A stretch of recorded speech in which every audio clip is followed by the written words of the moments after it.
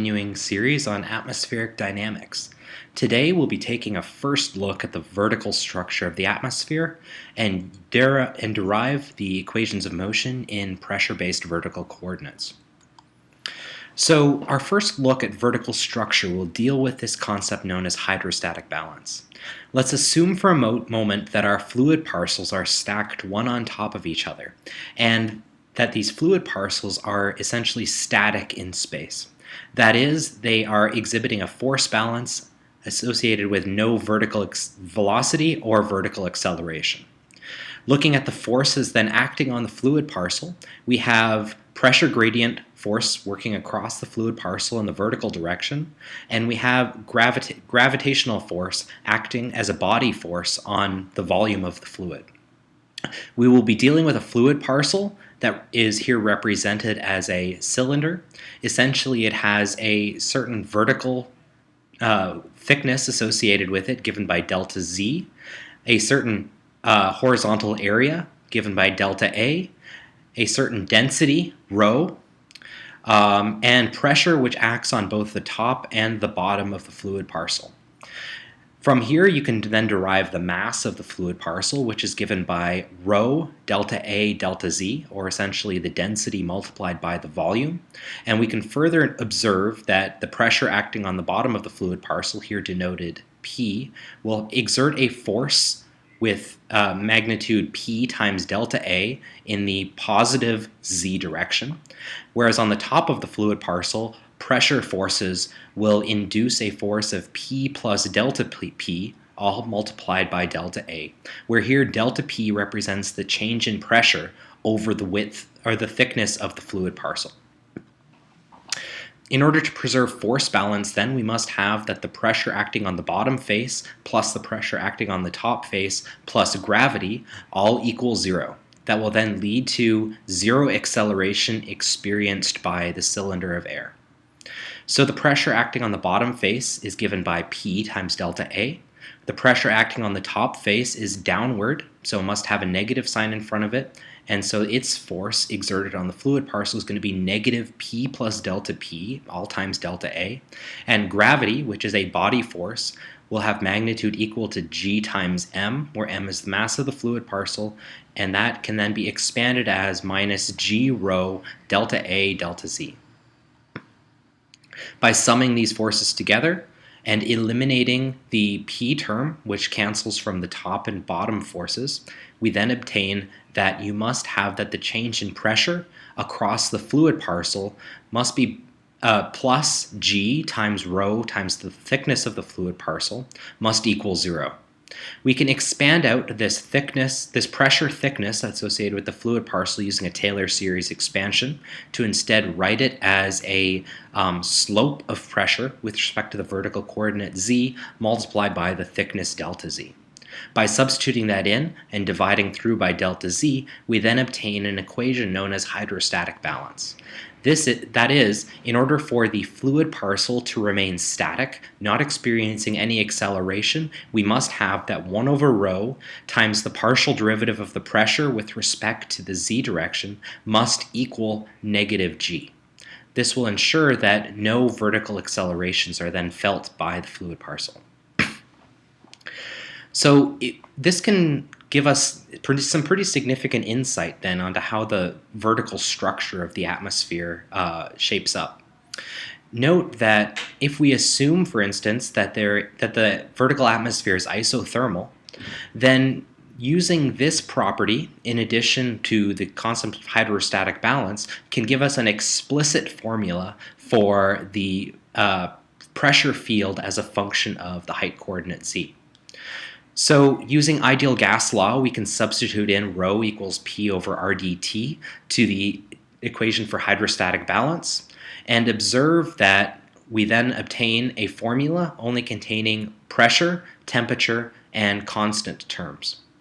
Now, since temperature is constant as well under the assumption of an isothermal atmosphere, we then obtain an ordinary differential equation for pressure in terms of constant values. This can be solved directly in terms of an exponential function, and we obtain that and you can quickly verify this, that the pressure as a function of height is equal to the surface pressure, PS, times the exponent, that is e to the power of negative zg all over rdt. That is, the pressure field experiences exponential decay as a function of the vertical height coordinate z. We can define a quantity then known as the scale height of the atmosphere. This is defined as Rd T naught over G.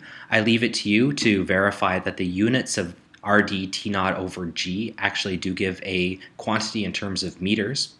But by defining the scale height in this way, we can substitute it into our equation for pressure as a function of height and simply obtain that pressure as a function of height is equal to PS times e to the minus z over h.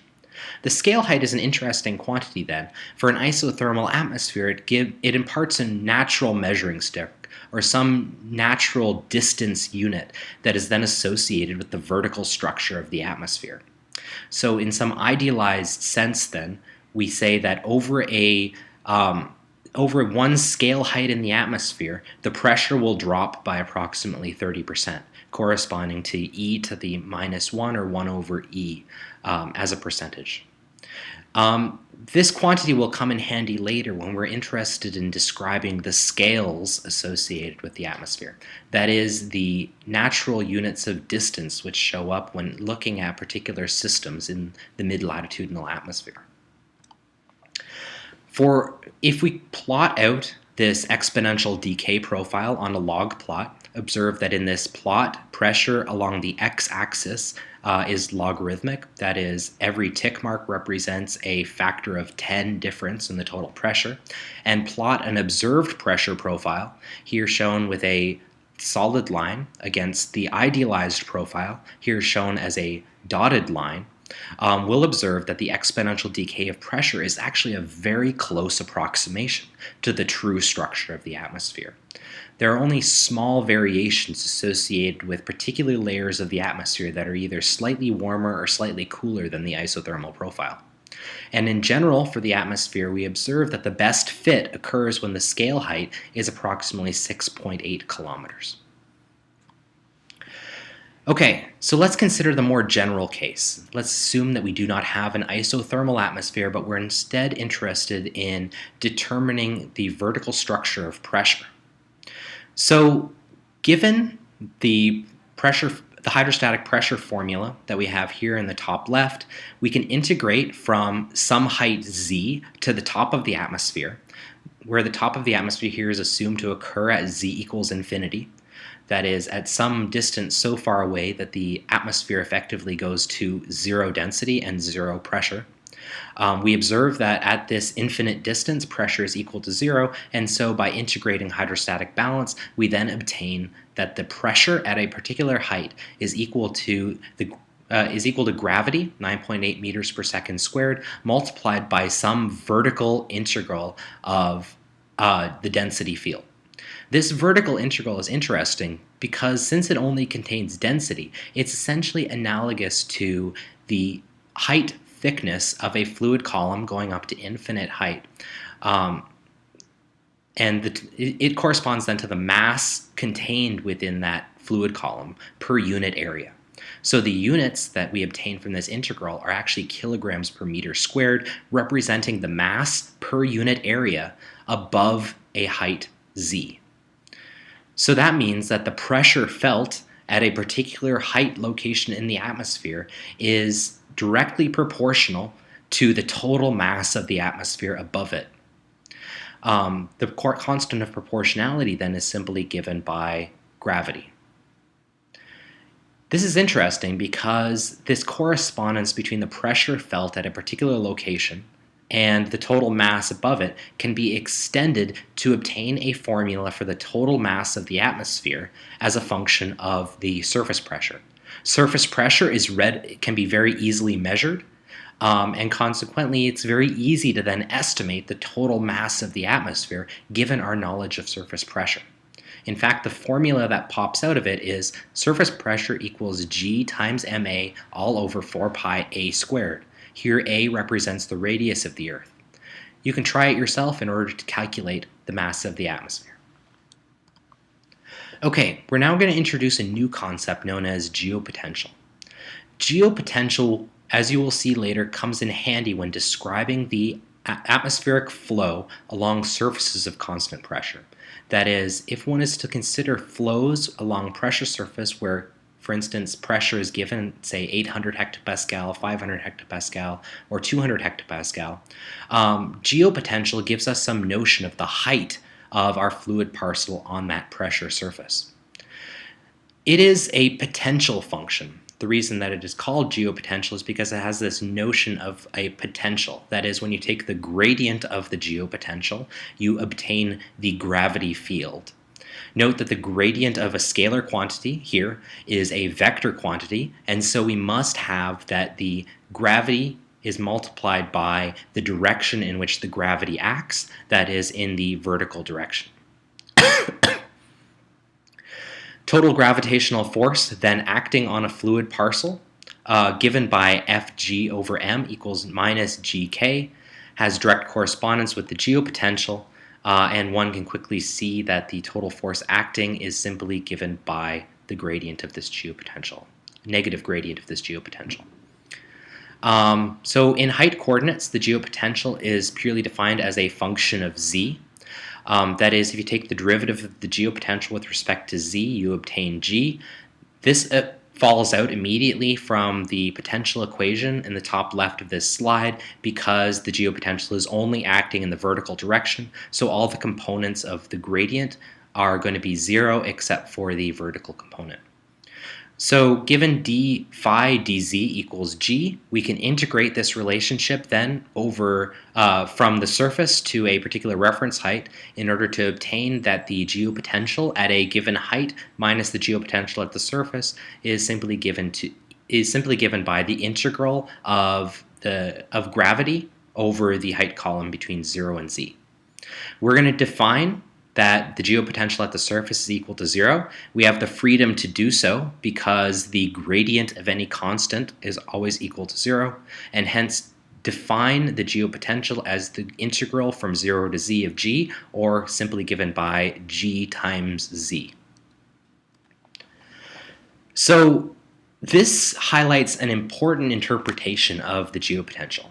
Namely, consider from Physics 101 the idea of potential energy of an object. The potential energy of an object is given by mgh, that is the mass of the object times gravitational acceleration times the height of the object. Well, the height of the object above the surface is simply z in this context. So we get then that the potential energy equals mgz. But since geopotential is equal to gz, then geopotential also has an interpretation as the potential energy per unit mass of a fluid parcel that is lifted to some height z. Potential energy divided by mass equals gz, which is simply the geopotential that we computed here. So geopotential height is an associated quantity. This is equal to the geopotential divided by the gravitational acceleration. This gives the height of a fluid parcel, for instance, that is on surfaces of constant pressure. This is an analog to the pressure of a fluid parcel moving around a surface of constant height.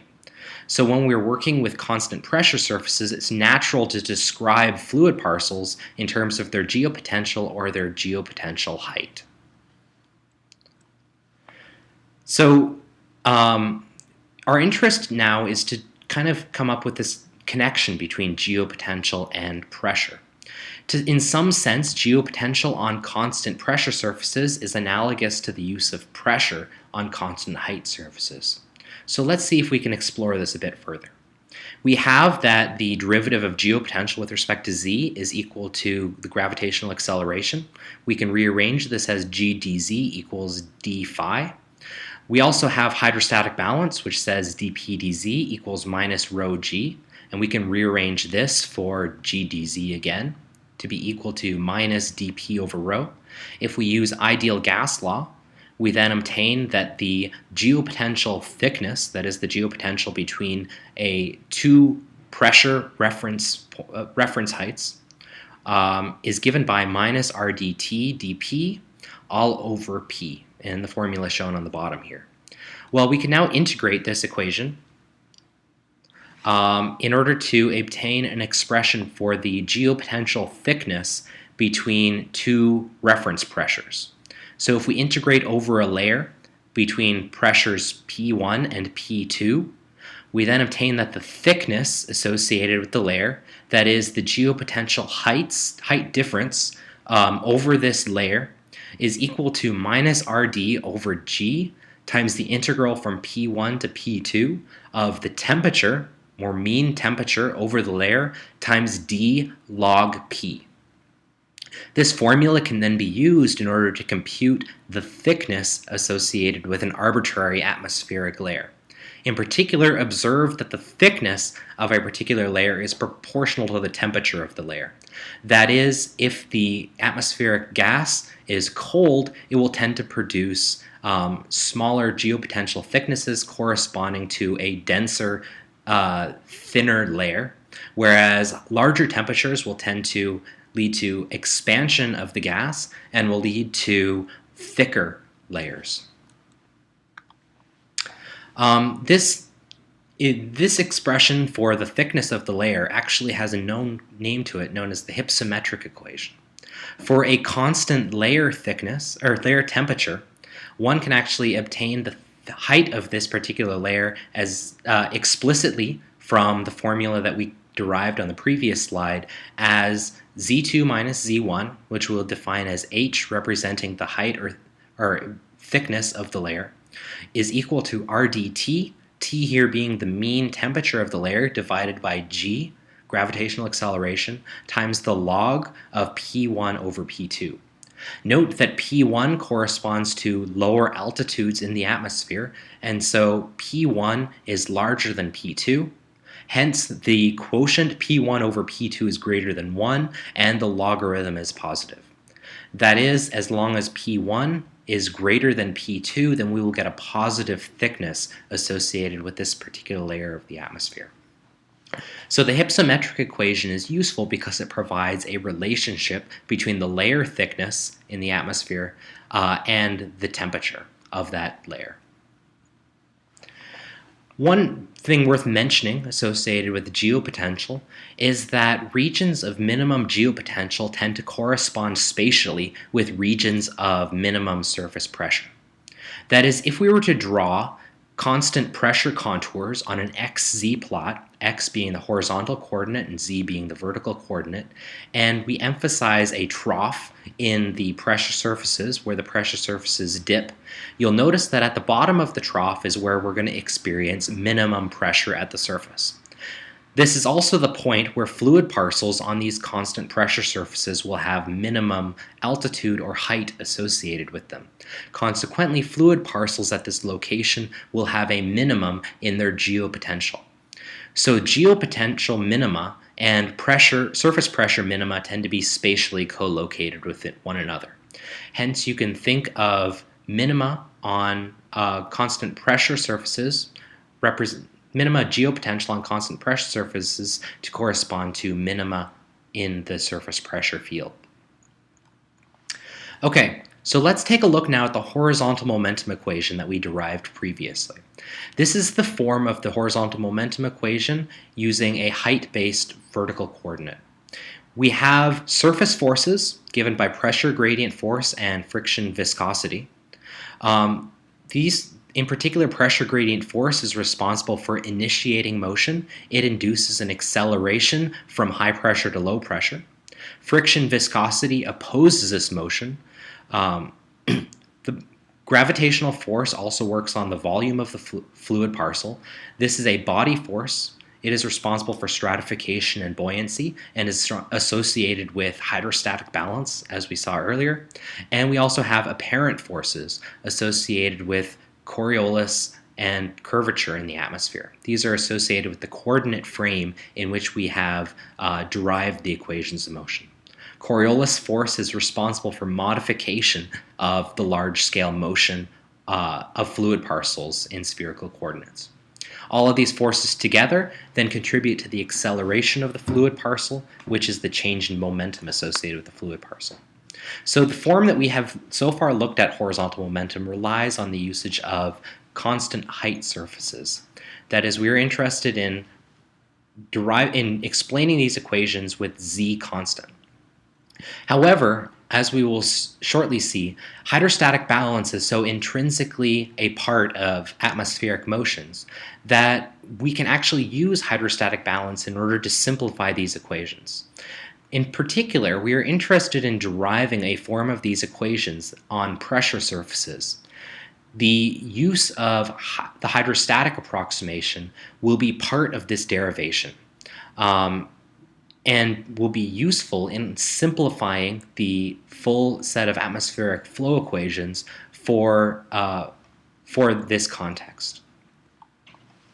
Okay, so we're interested in alternative vertical coordinates. I must warn you, the derivation that we'll soon go through can be quite daunting at first, but I encourage you to try your best in order to understand how this derivation comes about. The derivation of the equations of motion on alternative vertical coordinate surfaces is a key aspect of explaining fluid motion on pressure surfaces, but also for deriving equations for global atmospheric models, for instance. Okay, I'm going to quote Holton.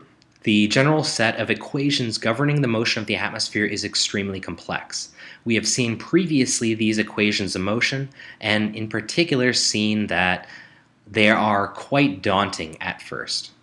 We are interested in understanding these equations, and so the best way to do that is to simplify them to the case where they where we can very easily tease out the interactions that are occurring that are governing atmospheric fluid behavior.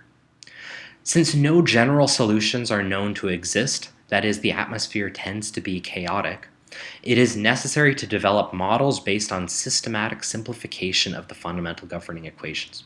That is, we are interested in simplifications of the total atmospheric fluid equations in order to understand how atmospheric motions are behaving and how the general circulation of the atmosphere behaves over the whole Earth.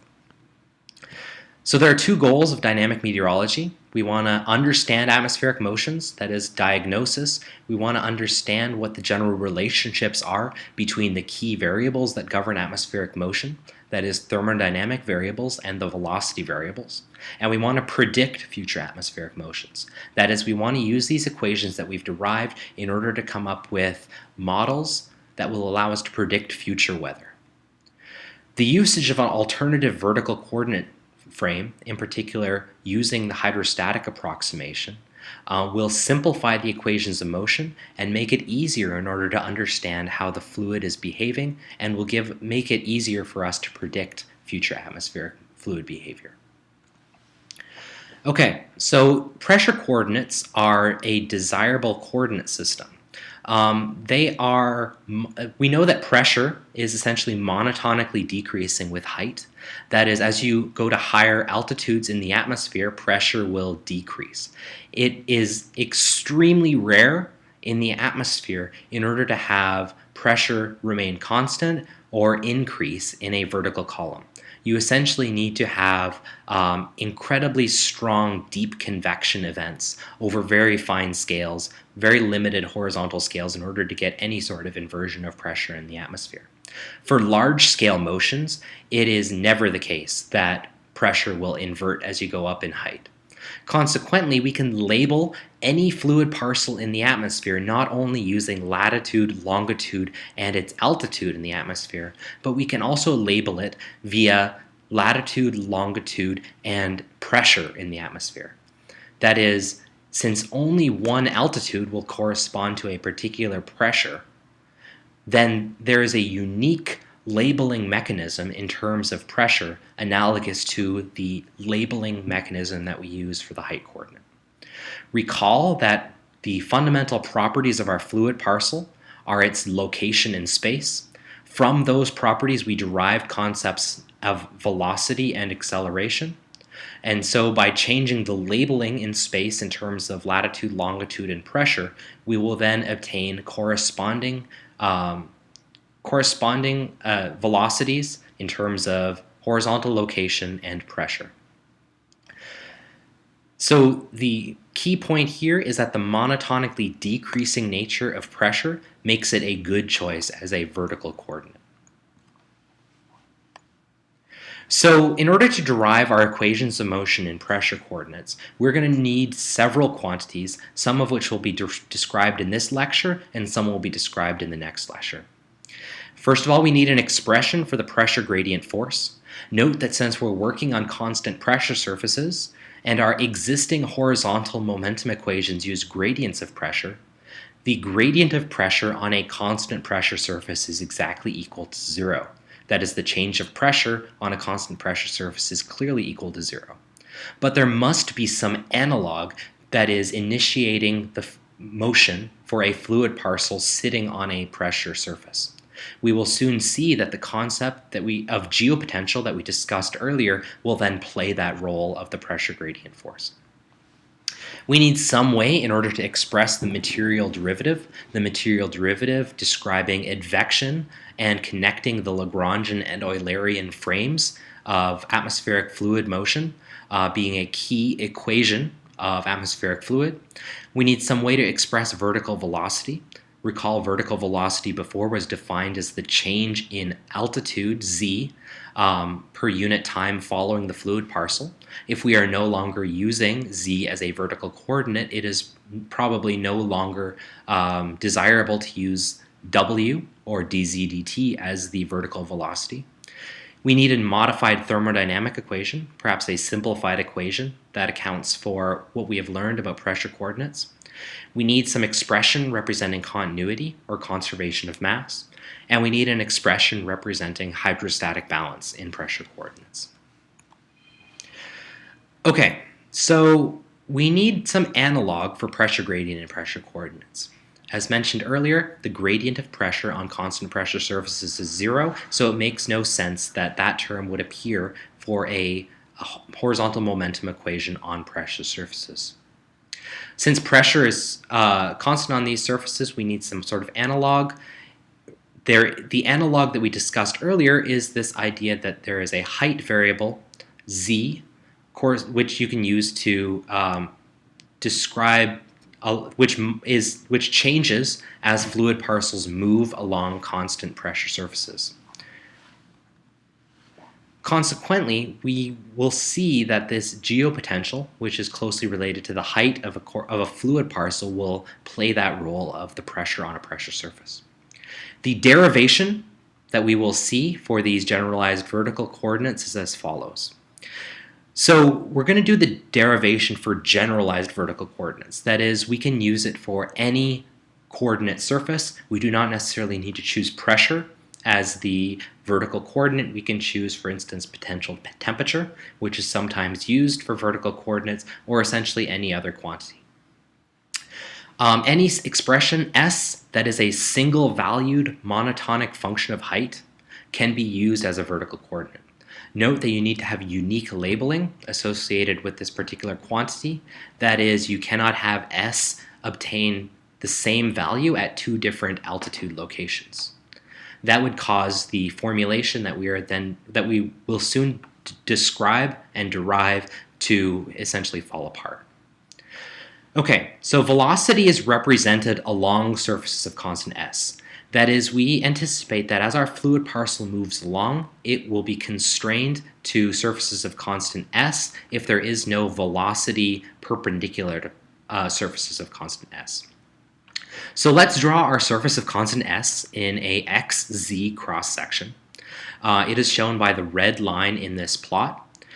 We assume that if the fluid parcel undergoes some horizontal displacement delta x, it will then have some vertical displacement delta z associated with it as it moves along that coordinate surface. So the fluid parcel initially starts at point 1, where the coordinate axes intersect, and moves to point 3, which is distance delta x in the x direction and delta z in the z direction. We are going to label these 3 points via pressure values, or P1 and P3, corresponding to the initial and final location of the fluid parcel, and we're going to label a point P2 as the point that is offset delta x along a surface of constant height along the x-axis here. So these 3 points are then have corresponding pressure values associated with them.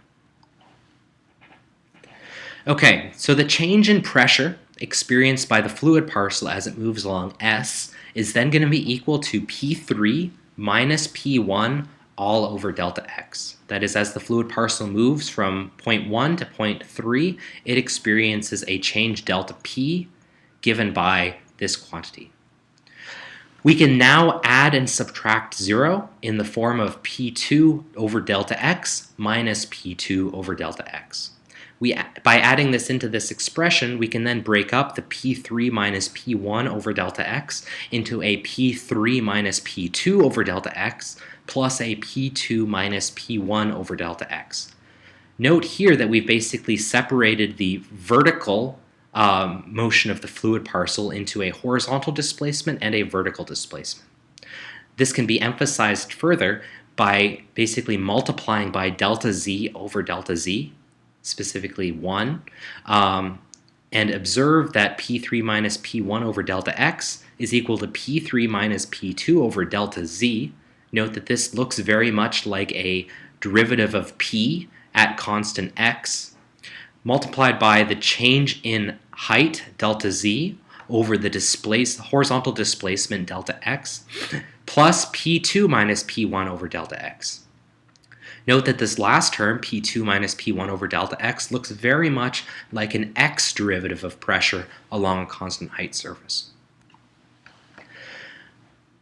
So here on the left-hand side, we have the change in pressure along S equals S naught, which is equal to the change in pressure along Z with X held fixed, multiplied by the change in height when moving along S equals constant, and all plus the change in pressure along in the X direction with Z held fixed. If we take the limit then as delta x goes to 0 and delta z goes to 0, noting that P3 minus P1 will become very small as well, and P3 over minus P2 will become small, then we obtain a differential formulation which represents exactly the description that we then went through. Namely, the derivative of pressure with respect to x on a constant S surface is equal to the derivative of pressure with respect to z.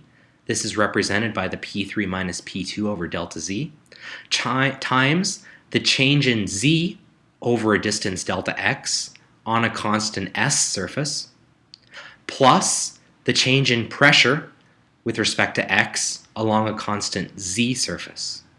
So we've effectively written this pressure gradient, that is the derivative of pressure in the x direction, and related these derivatives to the change in pressure in the vertical, and hence pulled out a formula for which relates the change in pressure along z to the change in pressure along S. This can be expanded further, if one desires, via chain rule in order to expand the dp dz as a dp ds times ds dz. And we obtain the final formulation of this general pressure gradient along arbitrary vertical coordinates below. So this expression is for the horizontal pressure gradient for any choice of vertical coordinate S. Let's plug in S equals P, so we'll now specialize it to the case of a vertical pressure gradient. Well, we have then that the left-hand side is the change in pressure with respect to x along a surface of constant pressure. But note that the change in pressure on a surface of constant pressure is just 0. And also, dp ds is going to be dp dp, which is only equal to 1. So we obtain that the horizontal pressure gradient, that is the pressure gradient which initiates fluid motion, We derived earlier this is dp dx along constant z surfaces. This is exactly equal to minus dp dz times dz dx on constant p surface. But we also have the hydrostatic relationship from before, which says that dp dz is equal to minus rho g. So we can plug that into our equation for dp dz. And we also have the definition of the geopotential, which is that geopotential phi is equal to g times z. Well, it turns out that the derivative of phi with respect to x is just equal to g times dz dx. So that pops into our equation for dz dx, and so we obtain that 1 over rho times dp dx along constant z surfaces is simply equal to the derivative of the geopotential along constant pressure surfaces. But recall that the expression 1 over rho dp dx is simply the pressure gradient force experienced by the fluid parcel. And so the pressure gradient force experienced by the fluid parcel is then simply given by the derivative of this geopotential on constant pressure surfaces. Consequently, we can then take our horizontal momentum equations with a height coordinate, here shown with the two equations on the top left here, and in vector form on the right, and we can replace the pressure gradient force with our new expression for the pressure gradient force in terms of the geopotential. Making this substitution, we observe that we have now reduced the number of extraneous quantities. Originally in the first equations we had P and rho as extraneous for forcing fluid motion. We've replaced that now with a simple derivative of the geopotential, so only one extraneous quantity then used in order to initiate horizontal motion in the atmosphere along constant pressure surfaces. So density is no longer present in these equations. So let's think about this for a moment. If we're on a constant height surface, then the force that initiates motion in the atmosphere is the pressure gradient force. That is, fluid parcels will tend to move from high pressures to low pressures. If we're working on a constant pressure surface and the fluid parcel is moving along that constant pressure surface, then it is a change in height of the pressure surface that initiates motion.